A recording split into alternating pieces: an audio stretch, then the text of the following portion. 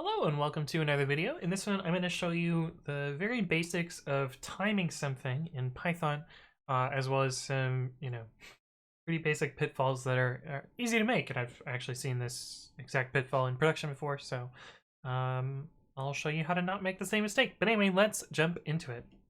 Okay, so preface here, if you're doing performance testing, probably find a library that does it for you. There's a lot of decent ones out there. And yeah, probably don't roll your own. However, it's not that hard to roll your own, so I'm going to show you how to make a very basic profiling tool. And so in this case, what I'm profiling for is I want to see how long it takes to run a function a certain number of times. So it's just basically a span-based performance calculation here. And what that essentially amounts to is figuring out the time before you run something, then running something, then finding the time after it, and then subtracting the difference, and then knowing, this is how much time it took to run that function.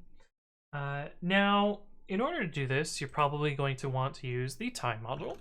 And the time module has a bunch of functions in it that, tell you the current time. And so you can use those functions to tell you the current time before and tell you the current time after. Now I'm going to show you the wrong way to do this first and then how to correct it.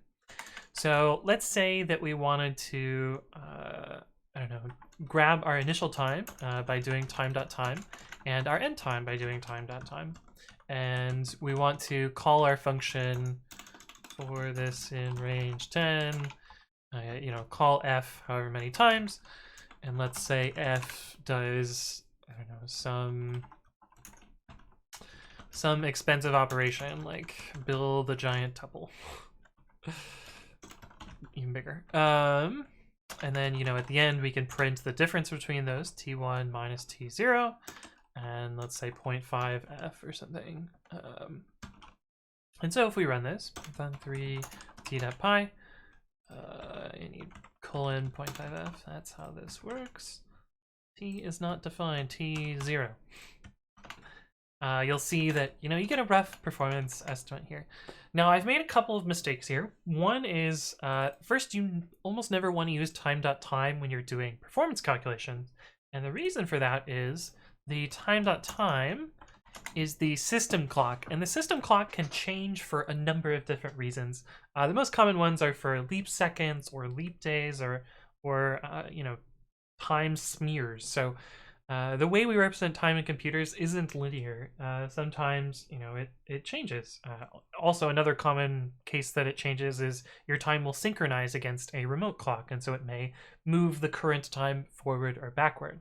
And so it's possible, given this code here, that you would actually get negative performance values or negative time, or like some wildly positive time if time shifted between these two samples here.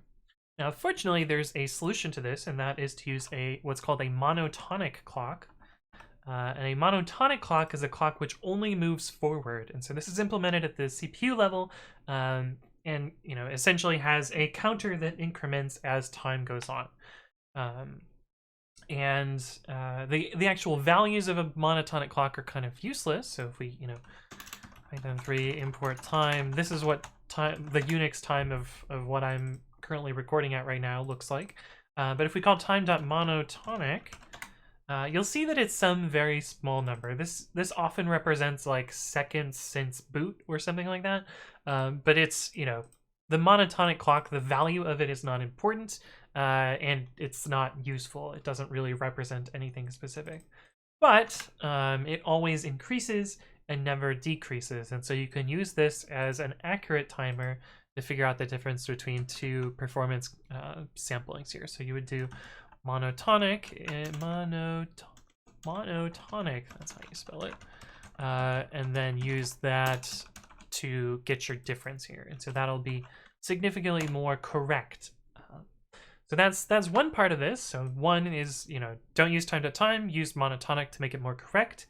And then you want to worry about accuracy. So I'm actually using time.monotonic here, which is a floating point number.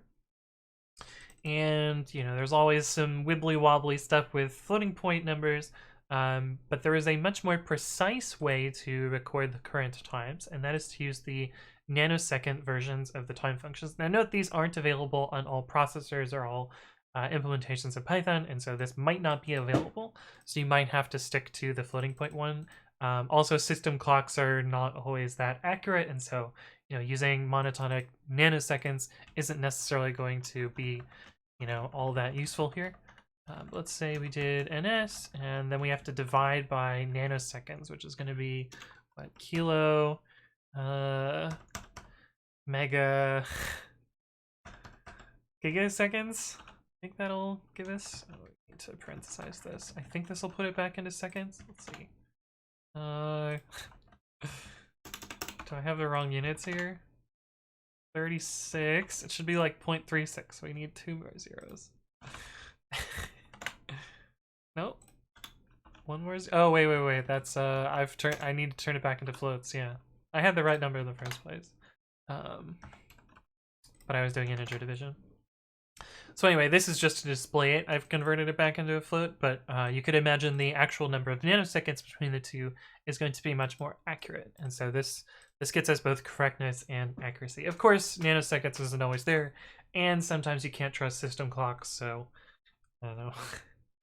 all of this might be thrown entirely out the window. But anyway, that answers a question that came up in my chat, which was, what is monotonic? Why are you using that in your performance calculator? And this is the reason why. So you don't have to worry about time smudging. But anyway, hopefully this was helpful. If you have additional things you want me to explain, leave a comment below or reach out to me on the various platforms. But thank you all for watching, and I will see you in the next one.